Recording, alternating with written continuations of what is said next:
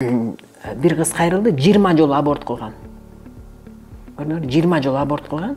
Ал эң биринчи ушу проституцияга баргандын биринчи себеби апасы аябай чоң карыз болуп калгандагы, ошо апасынын начальниги менен кезигип, анан ошо апасынын карызынан кутулткан да.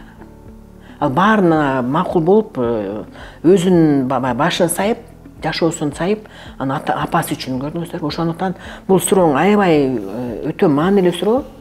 Себеби ата-эне бала үчүн өмүр бою кам көргөнгө милдеттүү экен да, милдеттүү экен. А биз минтебиз да сразу эле, балдар милдеттүү. Ал мен мындай балдар карабай койсун дегенден алысмын. Балдар караш керек, бирок балдар өзүнүн бутуна турганына жараша, ата-эненин колдоосу менен бутуна туруп, андан ары көздөрүнөн жардам берип кетиш керек да.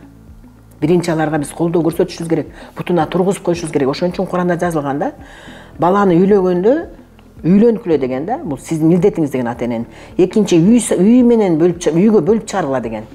Анан малын кошо бөлгүлө деген да. Анан малын дагы өлүп калбасын деп чөбүн кошо бөлгүлө деген да. Элестеткиле. Ошондуктан бул деген биздин ата-эненин милдети, бөлүп чыгарып, анан кийин үнтөтүшүбүз керек. Баягы бутуна тургандан үнтөтүшүбүз керек. Эми мына мен момундай кылып бердим, балам эми мага дагы кичине кол кабыш кылганга убакыт келди деш керек да. Ансо биз эчтеке жок эле көчөгө чыгарып коюп туруп акча сал. Мен миңдеген мигранттар менен иштейм. Менин жасап аткан иштеримдин 70-80% онлайн мигранттар менен иштейм да.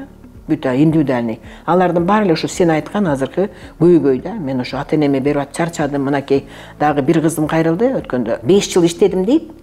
Ата-энемдин үйүн салып бердим дейт, айылда. Сарайын салып бердим дейт.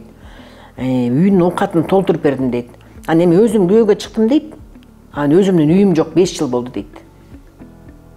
Иштеп атабыз, такыр болбой атат. Күйөөм иштеп атат, такыр болбой атат.